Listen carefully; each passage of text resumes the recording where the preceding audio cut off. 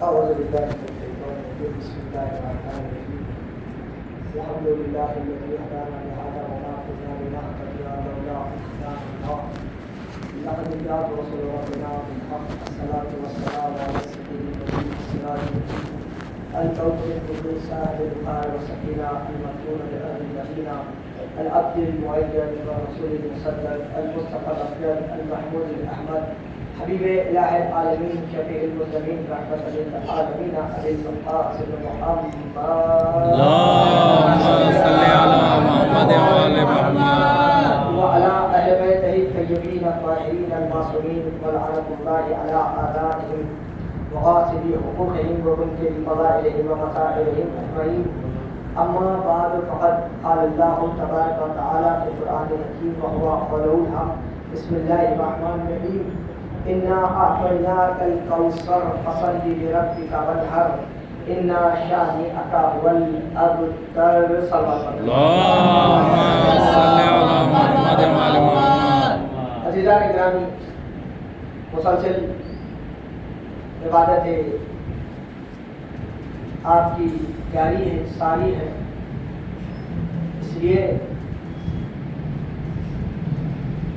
نماز کی قبولیت کے لیے ذکر حسین ضروری ہے. سبحان اللہ، بے شک ذکر حسین ضروری ہے. ساری رات عبادت کریں، اگر 2 لمحہ فرش اگر ادا پر آ جائے تو یہ یقین ہو جاتا ہے کہ نماز قبول. بے شک. اور اگر ساری رات فرش ادا پر بچھائے لیکن 2 رکعت اگر نماز صبح کے لیے نہ آئے تو کیا مولا ہو کر کچھ ہوں؟ اس لیے کہ ضروری ہے ہر 2 کو لے کر چلیں. اس لیے کہ چاہنے والے ہیں آپ اور ہم، ہماری نگاہ میں تو سید سجاد کا کردار ہونا چاہیے. اس لیے کہ جہاں پر میرے مولا بیمار کربلا کی کردار ہماری نظر میں اور ان کی سیرت پر اگر ہم عمل کرنا ہے تو پھر ہمیں ضروری ہے. اس لیے کہ بیمار کی جو سیرت ہے نا اس پر ہمیں عمل کرنا بے حد ضروری ہے. کیوں؟ اس لیے کہ بیمار سے نہ مصلح چھوٹا نہ بابا کا فرش ادا چھوٹا. نہ مصلح چھوٹا نہ بابا کی فرش ادا. کیوں؟ اس لیے کہ کیا عالم تھا بیمار مولا کا؟ فرش ادا، مصلح. گھر میں امام کے 500 درخت تھے، ہر درخت کے نیچے میرا مولا 2 رکعت نماز ادا کرتا تھا. تو سوچے کیا عبادت تھی، کیا عبادت تھی. عاشور کا، شام غریبہ کا وہ سجدہ قیامت کا سجدہ تھا. چاہنے والوں، اس لیے کہ پیغام کمسن ہے، نوجوان ہے، میرا پیغام بزرگ تو مجھ سے بہتر جانتے ہیں مگر پیغام میرا نوجوانوں تک دینا ہے. کیوں؟ اس لیے کہ دنیا یہ سمجھتی ہے کہ ہم نے اہل بیت کو لے لیا، قرآن کو چھوڑ دیا، مگر ان کی یہ نادانی ہے.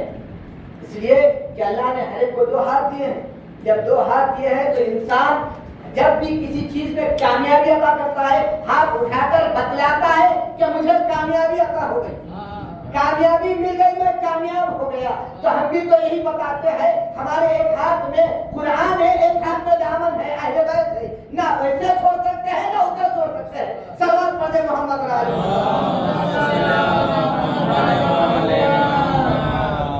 اس لیے کہ یہ فرش پر آنا ہے، یہ وہ حسینی درسگاہ ہے یہاں پر اپنا بھی آتا ہے، پرایا بھی آتا ہے.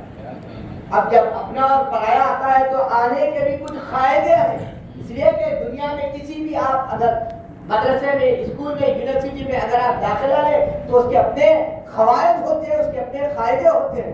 اسی طرح حسین کی بارگاہ ہے، یہاں پر آنے کے بھی شرائط ہیں، شرط ہے، شرائط ہے. دیکھیں کیونکہ فرش ادا پر آئے تو پہلے باوضو آئے. مصلح جس طرح مصلح عبادت پر باوضو ہو کر جاتے ہیں، فرش ادا پر بھی باوضو ہو کر آنا ہے. اور والدین اپنے بچوں کو ساتھ لائیں تاکہ آداب مجلس بتا سکیں، آداب مجلس بتا سکیں. اس لیے کہ اب زمانہ ایسا ہو گیا، ہمارے پاس دنیا یہ سمجھتی ہے کہ شیعوں کے پاس یہ جو سیاہ لباس، فرش ادا، یہ بس ان کے ایک رسم ہے. ہرگز نہیں، یہ رسم نہیں بلکہ یہ ہماری عبادت ہے. ہماری عبادتوں کی قبولیت کی وجہ، ہماری عبادت قبول ہے تو اسی فرش ادا. اگر یہ فرش ادا نہ ہو تو عبادت نہ. اس لیے تو شاعر نے کیا خوب کہا، زاہد تیری نماز کو میرا سلام دے، بحب اہل بیت عبادت ہے۔ اس لیے کہ عبادت کی قبولیت ہے تو فرش ادا ہے۔ بس چونکہ موضوع تھا تو دل نے چاہا کہ چند جملے نوجوانوں تک پیغام یہ پہنچا دیں۔ اپنے موضوع کی طرف پلٹتا ہوں۔ قرآن مجید کی سب سے مختصر سورت ہے سورہ کوثر، جس میں اللہ نے فرمایا کہ حبیب ہم نے آپ کو کوثر عطا کیا۔ کوثر کہ جس کے معنی مفسرین نے مختلف کیے ہیں، اور ضروری بھی یہ ہے کہ جہاں اہل بیت کی فضیلت آتی ہے وہاں مفسرین اہل بیت کی فضیلت کو کسی طرح بھی گھٹانے کی، کم کرنے کی کوشش اپنی نادانی میں کرتے ہیں۔ یا لفظ کو بدل کر کہوں کہ بھلا اگر چاند کی طرف خاک اڑائے تو خاک خود تمہاری آنکھوں میں آتی ہے۔ کیا بات، سلام پڑھے محمد اور آل محمد پر۔ اللہم صلی علی محمد و آل محمد۔ اس لیے کہ فضیلتوں کو کم کرنے کی کوشش کی جاتی رہی، حسین کے ذکر کو مٹانے کی کوشش کی جاتی رہی۔ نہ ذکر مٹا، نہ ذکر کرنے والے مٹے۔ کیا بات، ذکر مٹا نہ ذکر کرنے والے مٹے۔ بنی امیہ ختم ہو گئی، بنی عباس ختم ہو گئی، نہ حسین کا ذکر مٹا نہ حسین کے عزادار مٹے۔ آج بھی دیکھ لے، پہلے تیر تلوار دولت تھی، آج قلم چل رہے ہیں، مگر جہاں ایک قلم چلتا ہے اس کے جواب میں ہزاروں قلم چلتے ہیں۔ اس لیے کہ اہل بیت کی فضیلت کے خلاف اگر کوئی کتاب لکھتا ہے تو اس کے جواب میں ہمارے علماء، ہمارے ذاکرین منبر سے جواب دیتے ہیں، علماء تحریر میں کتابوں جن کے ذریعے جواب دیتے ہیں۔ کیوں؟ اس لیے کہ یہ اہل بیت وہ ہے جنہوں نے اپنی جانیں فدا کر دی مگر اسلام کو باقی رکھا، اسلام کو باقی رکھا۔ کیسی کیسی قربانی پیش کی ہے۔ دیکھیں چونکہ سورہ کوثر کا عنوان ہے تو سورہ کوثر میں پروردگار عالم حبیب سے فرما رہا ہے ہم نے آپ کو کوثر عطا کیا، فصلی لربک ونحر، بس آپ اپنے رب کے لیے اپنے ہاتھوں کو نماز کے لیے کانوں تک بلند کرو۔ بعضوں نے کہا نحر کرو، قربانی دو، بعضوں نے کہا کانوں تک، ہاتھوں کو بلند کرو نماز کے لیے، پہلی تکبیر کے لیے، تکبیرۃ الاحرام کے لیے۔ ان شانیہ کا ہو لگتا، بس یقیناً آپ کا دشمن ہی بے اولاد رہے گا، مقتول نسل رہے گا، اس کی نسل کا پتہ ہی نہیں رہے گا۔ چونکہ کوثر نام ہے قرآن میں علی کی زوجہ کا، حسنین کی ماں کا، دختر رسول کا، یا یوں لفظ کو بدل کر کہوں چاہے وہ سید ہو یا غیر سید ہو، ہم سب کی ماں کا۔ بے شک، صلوات پڑھیں محمد اور آل محمد۔ اللہم صلی علی محمد و آل محمد۔ کوثر نام ہے شہزادی کونین کا، اور قرآن میں دو لفظ بطور خاص آئے، ایک زوجہ کے لیے شہزادی فاطمہ کے لیے کوثر لفظ ہوا استعمال، تو دوسرا میں مولا کے لیے لفظ استعمال ہوا بلغ۔ ابھی گزری ہے نا غدیر، ابھی گزری ہے غدیر، گزر کر بھی بمشکل 14 دن، بلغ استعمال ہوا۔ کیا کہا اللہ نے رسول سے؟ یا ایھا الرسول بلغ ما انزل الیک، میرے حبیب کو پیغام پہنچا دو جو ہم نے آپ کو دیا ہے۔ گویا ولایت علی کا پیغام، جب تک ولایت پوری نہ ہوگی دین مکمل نہ ہوگا، اس لیے کہ دین مکمل تبھی ہوگا جب ولایت کی مہر لگے گی، ولایت کی مہر لگے گی تب دین مکمل ہوگا۔ تو پتا چلا کہ آپ کے حدیث سوال جملہ کر رہا ہوں، ولایت نام ہے اللہ کا اپنے دین پر اطمینان کا۔ صلوات پڑھیں محمد اور آل محمد۔ صلی علی محمد و آل محمد۔ ہر نبی کو اللہ نے موجود عطا کیے، آدم کو علم کا موجودہ، نوح کو موجودہ، ابراہیم کو ایسا موجودہ عطا کیا۔ جب نمرود نے ابراہیم کو آگ میں ڈال دیا تو اللہ نے ابراہیم کو جو موجودہ عطا کیا، نار کو گلنار بنا دیا، نار کو گلنار بنا دیا، اور پھر عیسیٰ کو جو موجودہ عطا کیا، ایسا موجودہ کہ اگر عیسیٰ کسی کے لیے کسی کو اگر ہاتھ لگا دے تو بیمار شفایاب ہو جائے، نابینا بینا ہو جائے، نابینا بینا ہو جائے۔ اب پھر موسیٰ کے دور میں جنتر منتر تنتر بڑا عروج پر تھا، جادوگری، کہ جہاں پر موسیٰ کو اللہ نے عصا جیسا موجودہ عطا کر دیا، عصا جب زمین پر ڈالا سارے اجدہا کو کھا گیا موسیٰ کا عصا۔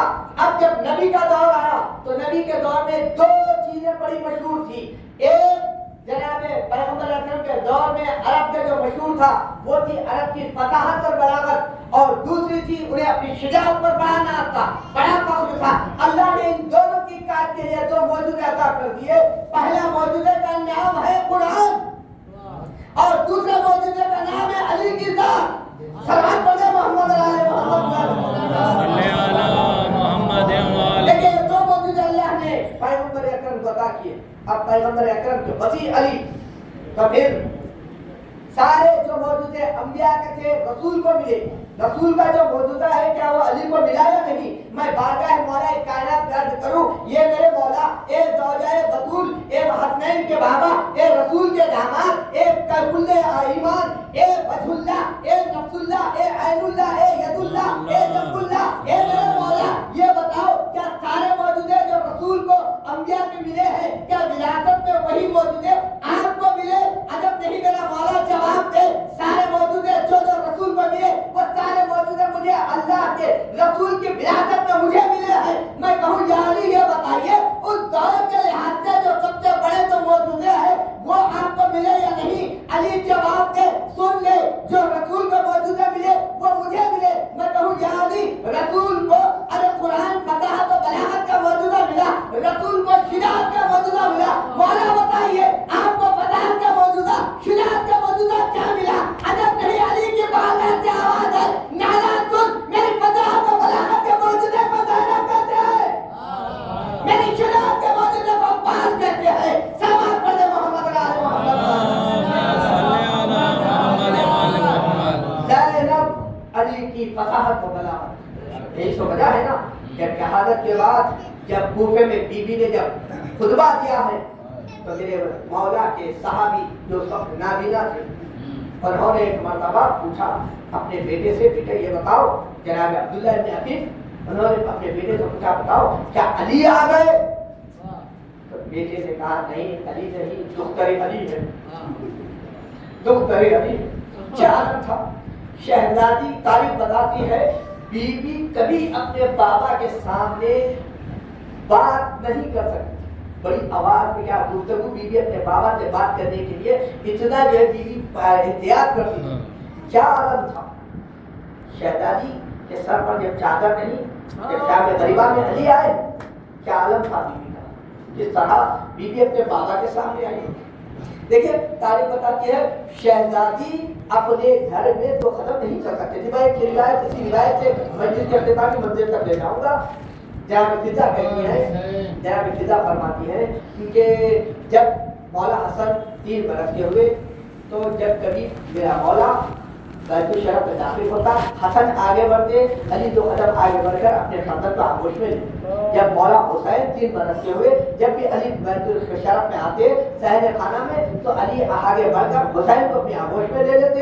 لیکن جب شہزادی زینب 3 برس کی ہوئی، جب علی بیت الشرف میں آئی ہے نا تو جیسے ہی اپنے بابا کی طرف ہاتھ بڑھایا تو علی نے اپنی بیٹی کے ہاتھ میں اپنی انگشت مبارک تھمائی اور صحن خانہ میں اس کونے سے اس کونے کی طرف لے جانے لگے۔ جناب فضا بے چین ہو گئی، عرض کی اے میرے مولا بیٹا حسن بھی آپ کا، ارے بیٹا حسین بھی آپ کا، ارے بیٹی زینب، ارے آپ نے زینب کو ہاتھ تھام کر ارے صحن خانہ میں اس کونے سے اس کونے تک مولا کیوں لے گئے؟ مولا بیٹی کو پیدل چلا گئے۔ عجب نہیں آواز دے علی اے فضا، میں اپنی زینب کو پیدل چلانے کا عزی کر رہا ہوں۔ حسین کی جانب کے بعد کس طرح شام کا بازار، کس طرح شام کا دربار آزادارو، ارے مولا آپ کو شام کے روزے بیوی کے روزے کی زیارت سے مشرف کرے جائیے گا ارے شام، لیکن یہ خیال رہے کہ کس طرح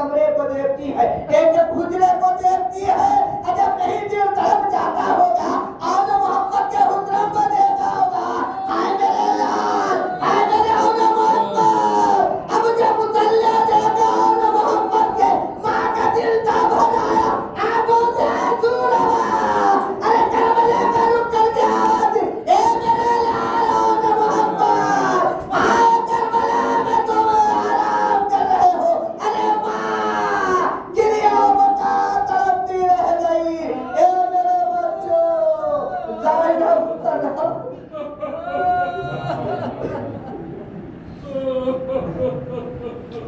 الا لعنت اللہ علی القوم الظالمین وسيعلم الذين ظلموا أي منقلبين ينقلبون